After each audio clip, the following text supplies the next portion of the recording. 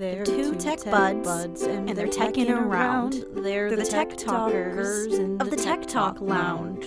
Maybe today they're gonna tech the halls or scrutinize each other's Facebook walls.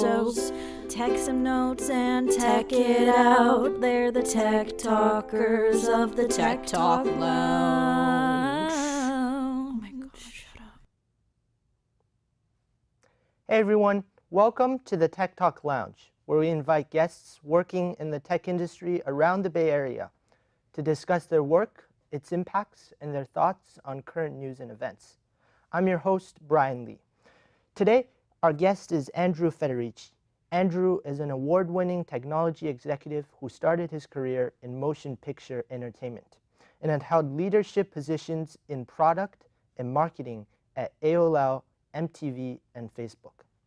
He was part of a C-level leadership at 3 startups, and he currently serves as a head of marketing for a biotechnology company called DayTwo, which used gut microbiome profiling to control blood sugar. Andrew, thanks for being with us today. Thank you, Brian. It's a pleasure to be here. How are you doing today? I'm doing good. How are you? I'm doing fantastic. I want to start the show by talking about your work in the movie industry. What did you do and where did you work at? Sure. I was lucky enough to work at Warner Brothers and Sony Pictures, Columbia Pictures, and my role was creative executive, which meant I was responsible for bringing in new projects to the studio to make them into movies and also to shepherd existing projects to the point of production. What are some of the movies that you worked on? I had the pleasure of working on Three Kings with Mark Wahlberg, the development of that project, which was a really fantastic, honest war movie about Iraq. 7 Years in Tibet with Brad Pitt, which was a fantastic story about Heinrich Harrer and his journey in Tibet and the Dalai Lama, and Bounce with Gwyneth Paltrow and Ben Affleck, which was a romantic tragedy in a way that ended up dramatic movie. So, okay. Yeah. So please go into more detail about how you started. Did you start as an intern? Great question. I'm proud to say that I started in the in the United Talent Agency mailroom, which was a rite of passage in Hollywood. An agent, a friend of mine, got me the job, and so I started in the talent management business. That was very interesting. So so after you finished college, you went directly into the movie industry? No, actually, I had interned at an advertising agency in New York. I worked there for 2 years, and then I felt the draw to entertainment, and so through some contacts I had, I got a job at United Talent Agency, and that's how I started. Looking back now, what are some of your favorite and least liked things about working in the movie industry? Sure. I would say that one of the highlights was going to the Oscars in '97 and being around the Saving Private Ryan team and seeing all that success was just staggering. And I would say moments where we were struggling with a story and we couldn't figure out how to change it to make it make sense or believable, and then we'd come up with this breakthrough that would somehow make sense. I would say those are the positives. I said, there are some dramatic, challenging personalities in Hollywood. I think we've all heard about that, and that's true. And those moments are tough. But the creative process and working with some of the wonderful directors and writers really make it very exciting. So you like the work more than the people, or at least some of the people. Yeah, I think the work itself is really amazing. I mean, creating fiction is just fun. It's exciting. But there are some moments that are challenging. So. Okay. So you've worked in Hollywood for a few years. How many years did you work there exactly? 6 years. 6 years. So after 6 years, you've moved to working in large tech firms like AOL, Facebook, and MTV, as we've mentioned. What was the transition like for you? Sure. I had this feeling in '99 that the democratization of content would happen with the advent of the internet. And so I felt like there was an opportunity to dive into that. And I felt the best path would be business school. And so that's the path I followed. And I would say, to be candid, some of the challenges and personalities and things in Hollywood were difficult. And so I felt like people who make movies kind of are always seen as movie makers and not really anything else. And I didn't want to be pigeonholed for the rest of my life and didn't want to be doing that particular role. So that's how I came to the transition.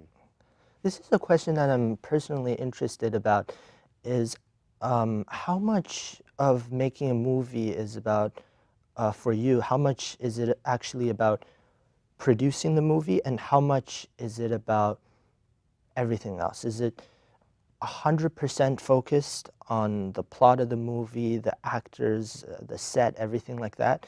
Or are you more focused on other things? That's a really good question. The average movie takes about 10 years from the first time somebody thinks of it to the time it gets made. 10 years. Do you mean when the person first writes a book, or when the directing process starts? From the very beginning that somebody says, I want to option this book and turn it into a movie, or I wrote this original screenplay and I want to turn it into a movie, it's just a long process. And part of that is the rights to the movie, part of that is attracting a director or actors to the movie, part of that is getting financing, part of that. You know, in most of the well-known big movies, you know, it just takes a long time. And so I would say that, gosh, you know, 70% of that process is probably getting it to the point where you have a start date and a schedule and the studio has greenlit it and it's ready to go. If it's an independent movie, of course, you know, the timing may be different, but the bigger movies tend to take a while. So I would say it's 70-30. You know, once you get it there, then it's like, okay, now it's 3 months of production and then maybe 2 or 3 months of post-production, and then the release date could be pushed a year because there's some other movie that's going to be made and maybe you want to win an award. And so there's all those little nuances that happen, but I would say 70-30 if I were to boil it down. Did you feel that there was anything that you've learned from working in the movie industry that you felt was useful when you applied them to working in the tech industry? Yes, I would say 3 things. Storytelling is one. Creative innovation, just thinking of new campaigns, new concepts, new ways of telling that story. And I would say perseverance, because in the movie industry, you have to persist. I mean, you have to push and push and push and never give up, because there are thousands of other people trying to get movies made. And if you're not pushing as hard as you possibly can, and so I think a lot of the drive that I have now and the precision and really comes from having been through working at a studio and taking that and bringing it into technology. So you've worked at 3 large tech companies? Yeah. Facebook, AOL, and MTV. Yeah. And you've held leadership positions in marketing in all 3 of those companies. Please tell us more about your work there. Sure. I had a really great opportunity at AOL through a former colleague from advertising. We created something called AOL Coaches, which was a self-help destination. So we had people like John Gray, Dr. John Gray of Mars Venus fame, and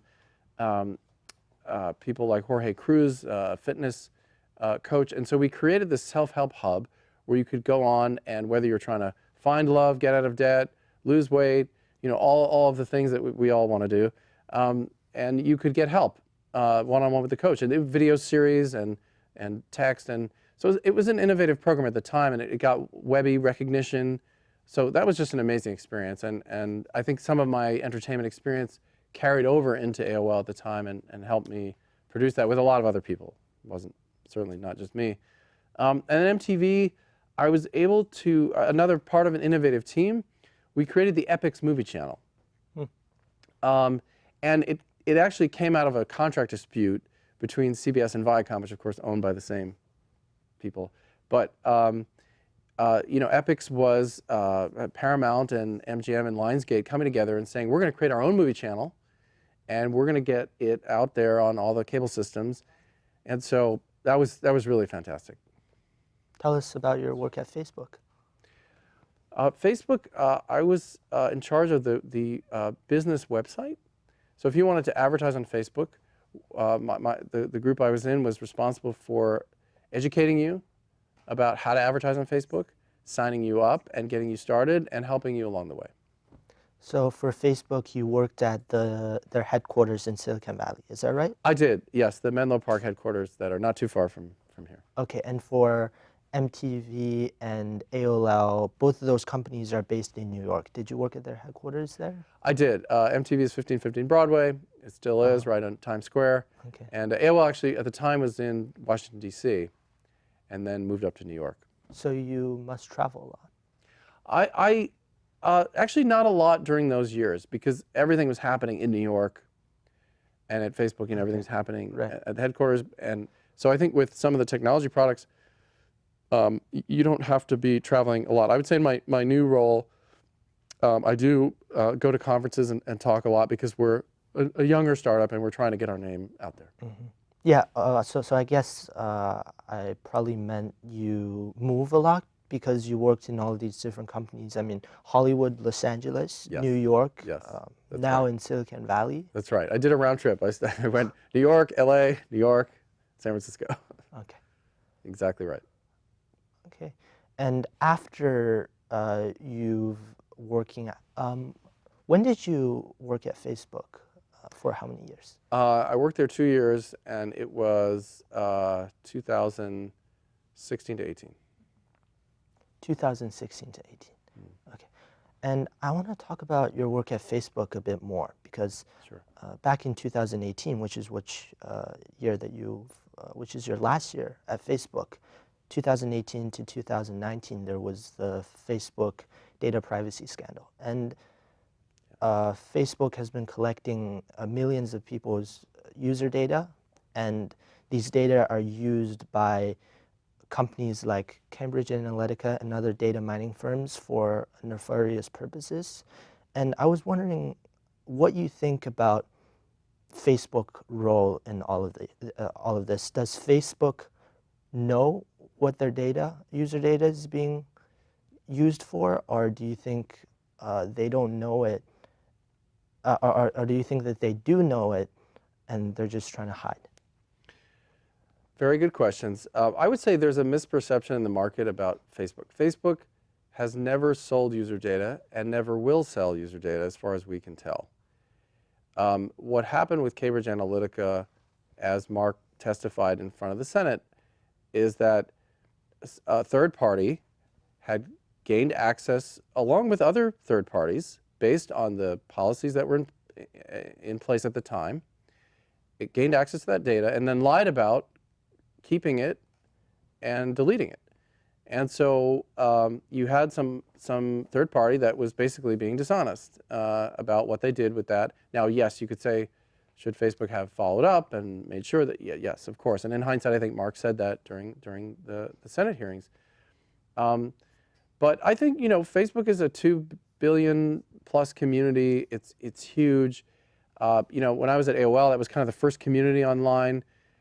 It's not easy to manage that many people and that many things going on. I mean, even with AI and technology, it's just very hard. And, you try to look at the amount of money that's been raised for donations and for Red Cross on, all of the positive things happening on Facebook. But just like the rest of the world, there's positive and negative things. And there are bad actors and people come in and do things that are nefarious. Can you ever have a utopia in the real world or in online? I don't think so. I think you're always going to have challenges like that.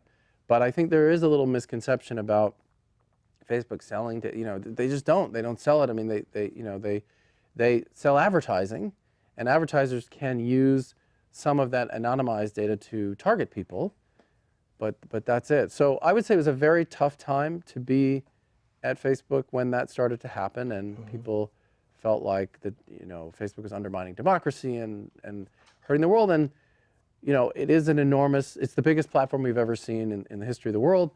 And, there are some bad things that people have done in the platform, and all you can do is try to minimize it.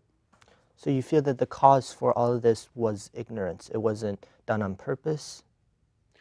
Well, I would say, if somebody came to my house and stole my car and crashed and hit and hurt somebody, you know, you might say, well, Andrew, how come you left the keys to your car, you know, or why didn't you have a better security system on your car? I know it's not exactly the same analogy, but I think that what I know from being at Facebook is that some of the, you know, smartest, hardest working people trying to do good in the world, and, you know, some third parties who took advantage of that data and lied about it did some bad things. And what do you do? You know, what do you do if somebody steals your car and commits a crime, or somebody steals your identity, even worse, and commits a crime? I mean, you know, that's a real problem. And I feel like some of that is what's going on here. And yes, Mark said in front of the Senate, you know, we are responsible for what happens on our platform, which honestly, at AOL, that would have not been the case. I don't think that would have been the same answer. But for him to say that and take responsibility, I thought was a big deal. And it's going to be it's going to be a continuing challenge. You know, think about the billions of people all over the world doing live streams of who knows what. Now maybe one day AI tools will get to a place where, you know, 99.99% of it is contained. Right. Yeah. But it's a hard problem. Okay. I think I agree with you, and I feel that the general problem for Facebook and many other companies like Google around, and even Amazon around Silicon Valley is data privacy. And I want to see what your opinions are on that, because on a scale of 1 to 10, how important do you think it is? You know, you asked one of the most important questions of the 21st century. Data privacy. I think it's very important. I think it's something that is going to get more difficult to manage because our data is everywhere. It's out there, and you know, to get it back is, I don't know, it's like putting toothpaste back in a tube. I think that if there are if there are uses of this data that are consistently nefarious and consistently being used to hurt people, I think then we have a problem. I think if we're using data to sell advertising or to do things that, frankly, a lot of people want, you know, I don't like seeing ads that are not relevant to me. I know it sounds like a very advertising marketing thing to say, but it's true, you know. And I ask, you know, people, have you bought anything on Instagram? They're, oh my God, yes, I bought this thing it's great, I have this back brace or whatever it is. You know, and it's amazing to hear those stories. And so I think data privacy is something that is always going to be a hot topic. And people are always going to feel like there's too much data out there. But the question is, what is the everyday impact to you or me or to the average person watching this? What is the daily impact of that data being out there in the world? I don't know. I don't know the answer to that. Right. I mean, I assume that most of it is good. Every day I don't get some problem that, oh, you know, look what happened today because of my data. You know, it doesn't really happen. I think it's a fear of the unknown. I think that's what makes this such a hot thing. It's like, well, but people know where I am, and if I travel to another country, you know, people can see where I am on the map. You know, I mean, there's all of that stuff. And I think it's the fear of, well, what could that mean and what could that be versus, well, every day my knee hurts because my data, you know, it's not necessarily a tangible thing.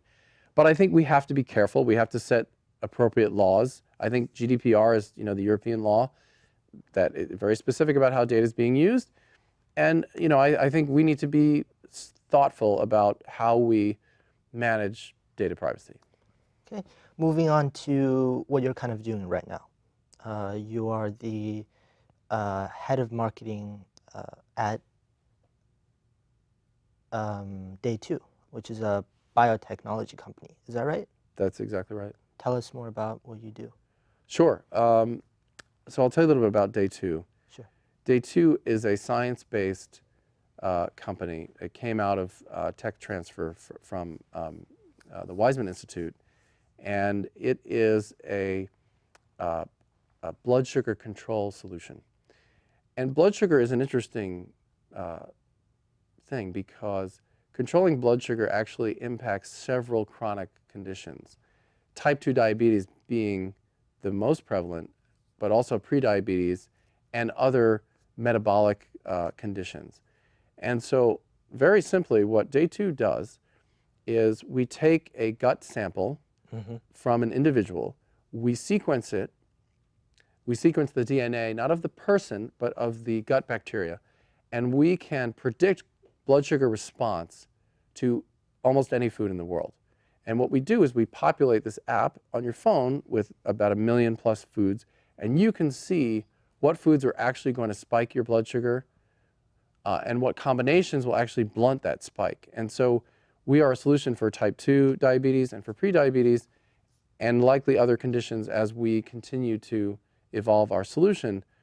But we're a food as medicine company. So we tell you what you should be eating so that your bacteria can process it and your blood sugar is stable. And this is not only good for people who are sick with diabetes, but it's also good for athletes and Olympians who want to maintain a controlled blood sugar. They don't want to crash and get low energy and tired in the middle of a race or middle of a competition. And so that's what we do. Do you guys typically, are your customers large companies, more of large companies, or individuals, or kind of both? That's a great question. In the U.S., we are focused on large employers because about 60% of the U.S. is insured through their company, and so we want to be where we can help the most people. Right. We do have a consumer offering that's been around for 4 years or so as well, but our real focus is insurance companies here in the U.S., large employers, and hospital systems. Are they two completely different plans, or is the difference only in that for the large companies, the people who pay for those costs is the company, and for individuals, it's the person who's actually buying the plan? That's a great question, Brian. You've hit the nail on the head. Yes, in the large companies, the employer, most of the large companies in the U.S. are self-insured, which means they take the risk of healthcare. For instance, Boeing, I want to ask you, guess how much money Boeing spends on healthcare for its employees in one single year? Boeing, I would say around between $10 to $100 million. That's my guess. It's a great guess. It's actually $2.5 billion a year in healthcare costs. Okay. And about 70 million of that is type 2 diabetes. And so what we do is we say we can help lower that cost because we're going to tell people what they should be eating so they don't have this condition. We can get them on a path to remission where they aren't taking medications anymore, they aren't going to hospital visits, they aren't going to doctor's visits. And all that cost savings means the employer can lower that number and produce healthy employees who are not sickened by this disease. And it all comes back to the food pyramid in the U.S., which was formulated a long time ago. I'm actually part of a council that we're trying to institute a National Institute of Nutrition in the U.S. as part of the National Institute of Health, because we came up with this food pyramid, which was like, eat starchy vegetables and fatty things. And it's like, okay, guess what? What's happened? Well, 40% of the U.S. is now pre-diabetes or type 2. That's not good. And so we're on a mission to reverse that. So let's say I'm an individual and I want to sign up for the DayTwo plan. What should I do? You can go to DayTwo.com and you can purchase a gut microbiome kit, and you will have a consultation with one of our dietitians. And we will help you formulate a meal plan that you can follow for the rest of your life and know what you should be eating and what you shouldn't, what your gut bacteria can process. And the gut, it changes over time, but the majority of it stays very much the same. And so you will know what you should be eating and what not. So you only need to send one sample? One sample. Okay. That's it. And our algorithm predicts. Now, we do recommend retesting once a year because the gut will evolve as you start changing your eating habits. Now, with employers, we have a much more robust program where we meet with you every week, and we have dietitians. But as a consumer, you can go online today and buy the kit and get a consultation. Okay. And you said that you could sign up through your website, which is DayTwo.com. Yes. And you guys also have an app, right? We do. That's right. That's where we populate the results. Okay. Once your gut is profiled, we score all of those million foods on a 1 to 10 scale, And we tell you, okay, 7 and above is where your blood sugar is going to be stable. So you can look up any food. I mean, I've been at dinners or conferences where I'm like, okay, let me see. I put in the ingredients, and I can see like, oh boy, this score is not good. And then I'm like, okay, well, what if I add bacon, or what if I add something? And then I can see in real time it's going to be good. But for the most of us who are eating every day at our houses and homes and lunch, you know, we can set our meal plan for life essentially and be like, okay, this is what I'm going to eat. And the great thing is, a lot of people who have diabetes or metabolic conditions, they're told you can't eat this and you can't eat that, and don't, if it tastes good, don't eat it, and oh, you know. Our solution says we work with you where you are. If you like salmon and rice and broccoli, okay, maybe that spikes your blood sugar, but we're going to add soy sauce, or we're going to add butter, or we're going to add olive oil, and all of a sudden you're stable. So that's the beauty of our solution. Okay, so to wrap everything up, I mean, you've worked at certainly almost everywhere. You know, you've worked in Hollywood, in Silicon Valley, in large tech firms, and also small companies like startups, all sorts of startups. Do you feel that there's a difference between working at larger companies compared to smaller ones? Do you feel that you get more freedom when you're working in smaller companies, more control? Yes, Brian, you're right. At a smaller company, you have a lot more input, a lot more contribution, but the stakes are much higher because you don't necessarily have the cash flow for 10 years. So you have 3 to 5, 3 years, and you need to make that progression. And so I think that's very different. I think in a large company, you can afford to fail a lot before things get really hairy. Right. And so, yeah, I think there is a lot more input, a lot more contribution you can make. But if you're part of a very innovative group in a large company, like we were at Epix in Viacom, we were up on the 50th floor, like 10 of us in a room. You can also have a lot of impact. It's part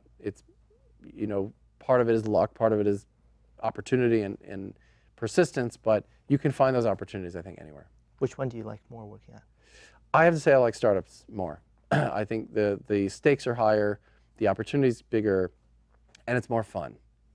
It's a smaller kind of organization where you don't have to talk to 50 people to get something done, which sometimes in big companies is the way it goes. Okay, and you also get to interact and talk with a lot more with other people as compared to in larger companies. You just have to finish the work and do what people tell you to. So, but that's right. Unfortunately, our time is up. There's really a lot more that I wanted to talk with you about, but thank you again for coming to our show, sharing your insights with us, your story, and your journey. I really want to thank you again. And I also want to thank our Mid-Penn Media crew and everyone who's working behind the scenes to make this show possible. This show wouldn't be possible without you guys. So that's it, and thanks again. Until next time, have a good one. Peace out. Thank you, Brian. Thanks.